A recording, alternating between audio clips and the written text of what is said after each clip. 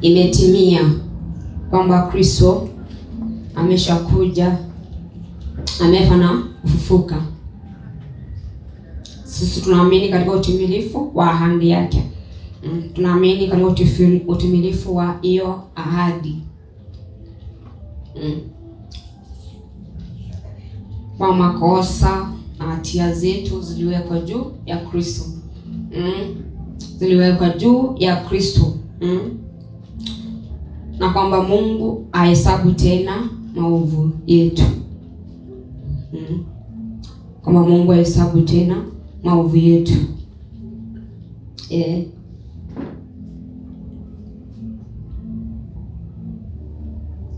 Ahesabu tena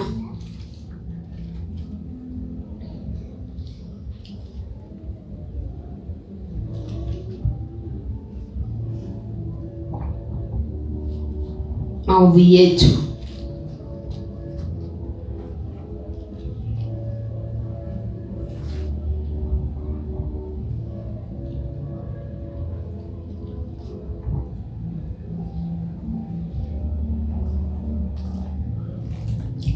Mungu ahesabu tena maovu yetu. Kwa hiyo so tuone Paulo anakuja anasema aje katika Warumi 8:1.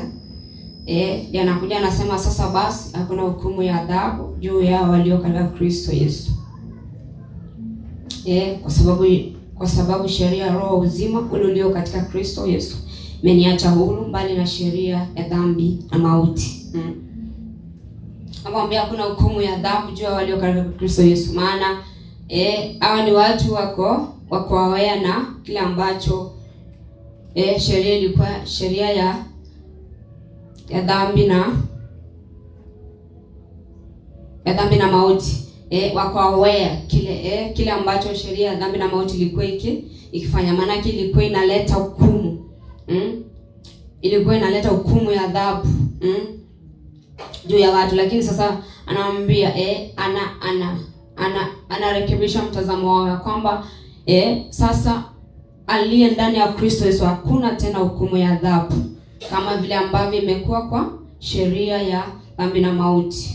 Manake ilileta mauti, ilileta kuangamia, lakini sasa aliye ndani ya Kristo Yesu au ambaye amemwamini Kristo Yesu hakuna tena hukumu ya adhabu. Manake uko salama, uko salama kabisa katika Kristo Yesu. Uko salama katika Kristo Yesu. So kwa hiyo usalama wa mtu hauko kwenye matendo, bali ni ndani ya Kristo. Usalama wa mwanadamu haupo kwenye matendo yake, bali ni ndani ya Kristo. Ni katika Kristo Yesu. Usalama wa mwanadamu yote upo kwenye matendo yake, bali ni ndani ya Kristo au katika Kristo Yesu. Kwamba anayetegemea matendo siku zote ni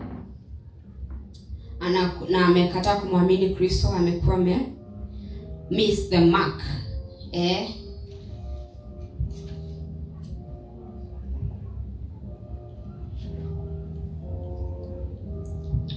So tumeona kwamba usalama wetu ni ndani ya Kristo Yesu. Maana kutohesabiwa makosa ni ndani ya Kristo.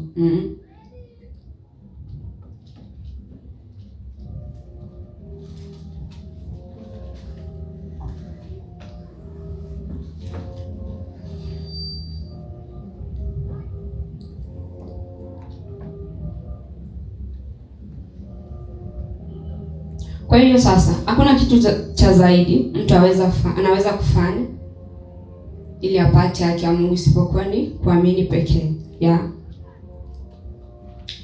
Hakuna kitu cha zaidi ambacho mwanadamu anaweza kufanya ili apate au apokee haki ya Mungu isipokuwa ni kwa njia ya kuamini pekee. Maana haki ya Mungu ni karama inayopokelewa kwa imani. Inapokelewa kwa imani. Kwa hiyo sasa mwamini amemiliki haki ya Mungu milele.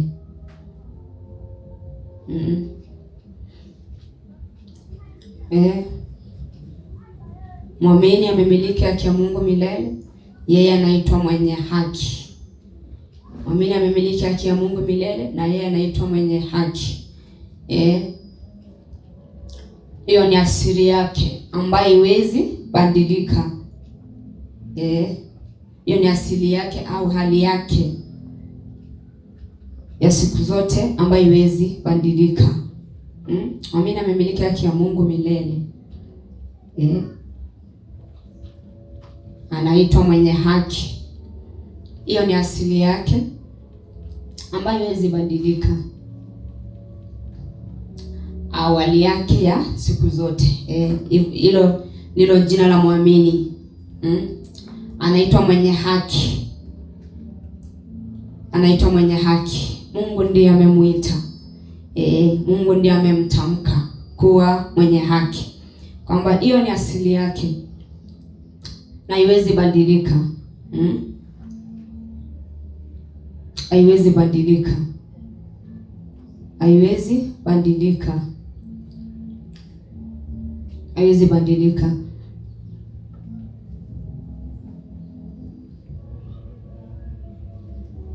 So watu waaminio wana haki moja na ya sawa mbele za Mungu. Watu waaminio wana haki moja na ya sawa mbele za Mungu. Wote waaminio wana haki moja na ya sawa mbele za Mungu, inayotokana na imani katika Kristo Yesu. Wote waaminio wana haki moja na ya sawa mbele za Mungu, inayotokana na imani katika Kristo Yesu.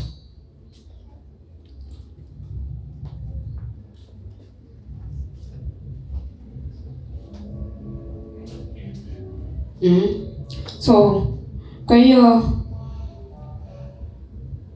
tumeona kama mwamini kwa mwenye haki hiyo ni asili ambayo amepokea. Hilo ni jina lake milele. Yes. Hilo ni jina la mwamini milele. Sio kwamba unapokea haki kila siku yaani yaani sio kwamba unapokea haki kila siku au ina expire leo unapewa ingine ya kesho. Ni kitu ni hali ambayo iko pale. Iko pale. Ni hali ya mwamini siku zote. Ilipokea mara moja na inakaa siku zote. Ilipokea mara moja na inakaa siku zote. Sio kwamba unajitakasa kila siku ndio kuwe mwenye haki au ndio upate haki ya Mungu. Sio kwamba ni kujitakasa kila siku, bali ni kile ambacho ulipokea kwa mara moja katika kumwamini Mungu, katika kumwamini Kristo Yesu. Na kuamini kazi ya Mungu katika Kristo Yesu. Na kwamba hiyo umepokea ni hali ya siku zote. Sio kwamba unahitaji kutubu au